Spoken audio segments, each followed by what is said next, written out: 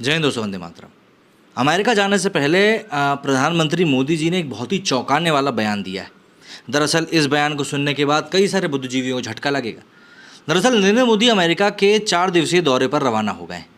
रवानगी से पहले एक अमेरिकी अखबार को इंटरव्यू देते हुए पीएम मोदी ने वैश्विक हालात और खासकर कि रूस यूक्रेन युद्ध का जिक्र किया और भारत की रणनीति पर खुलकर बात करी।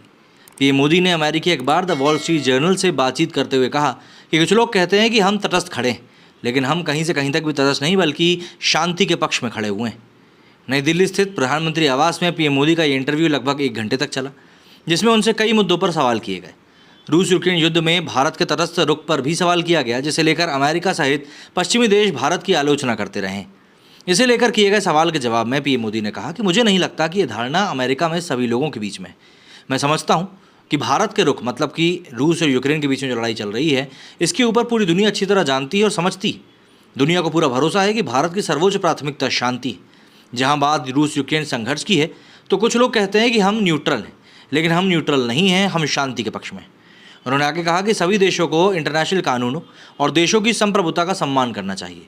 किसी भी मतभेद को कूटनीति और बातचीत के जरिए हल किया जाना चाहिए, ना कि युद्ध से। उन्होंने कहा कि चाहे वो रूसी राष्ट्रपति व्लादिमीर पुतिन हो या फिर यूक्रेन के राष्ट्रपति वोलोदिमीर ज़ेलेंस्की, कई मौक़ों पर मैंने उनसे बात की। अभी हाल ही में जापान में आयोजित G7 शिखर सम्मेलन के दौरान यूक्रेन के राष्ट्रपति ज़ेलेंस्की से बात हुई थी। भारत शांति और स्थिरता लाने के लिए हर संभव कोशिश करेगा। इसी इंटरव्यू में पीएम मोदी ने भारत और अमेरिका के रिश्तों को लेकर कहा कि दोनों देशों के रिश्ते पहले से कहीं अधिक मजबूत हैं और गहरे हो चुके हैं, क्योंकि भारत भू राजनीतिक उथल पुथल के दौर में वैश्विक मंच पर अपनी सही जगह सुरक्षित करने के लिए आगे बढ़ रहा है। 9 सालों के कार्यकाल में अपने पहले स्टेट विजिट से पहले पीएम मोदी ने कहा कि अमेरिका और भारत के नेताओं के बीच एक अभूतपूर्व विश्वास है। उन्होंने दोनों देशों के बीच बढ़ते रक्षा सहयोग का जिक्र करते हुए कहा कि ये हमारी साझेदारी का एक महत्वपूर्ण स्तंभ है।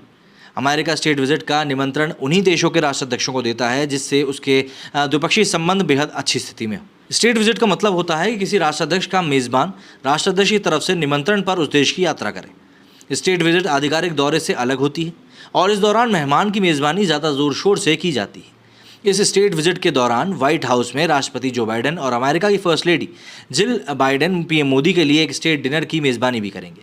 ऐसा बहुत कम राष्ट्राध्यक्षों के लिए किया जाता है।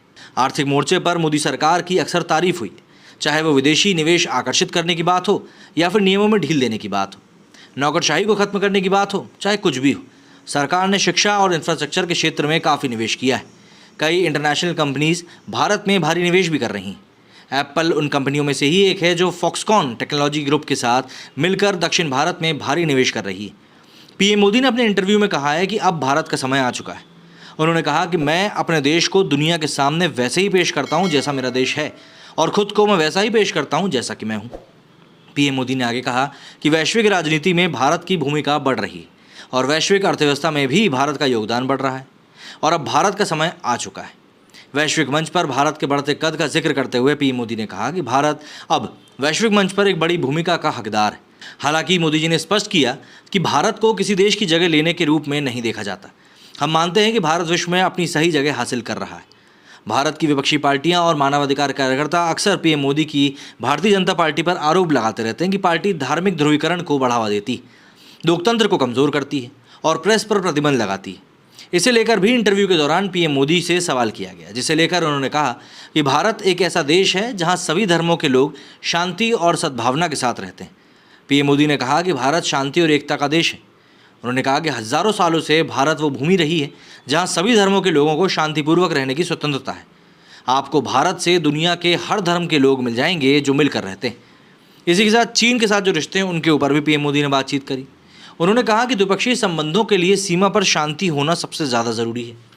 चीन के साथ सामान्य द्विपक्षीय संबंधों के लिए सीमा पर शांति बहुत ज़्यादा ज़रूरी मानी गई। संप्रभुता और क्षेत्रीय अखंडता का सम्मान, कानून के शासन का पालन करने और मतभेदों और विवादों के लिए शांतिपूर्ण समाधान में हम यकीन रखते हैं। साथ ही भारत अपनी संप्रभुता और गरिमा की रक्षा के लिए पूरी तरह से तैयार और प्रतिबद्ध है।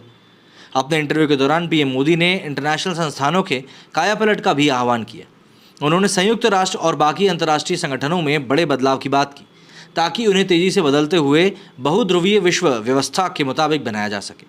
उन्होंने कहा कि प्रमुख संस्थाओं में जिन देशों के पास सदस्यता है, आप उसे देखें, क्या ये सच में लोकतांत्रिक मूल्यों को आवाज़ का प्रतिनिधित्व करता है?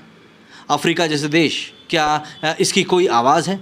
भारत की इतनी बड़ी आबादी और वैश्विक अर्थव्यवस्था में एक बड़ा स्थान है, लेकिन क्या ऐसे इंटरनेशनल संस्थानों में वो जगह मिल पाई है?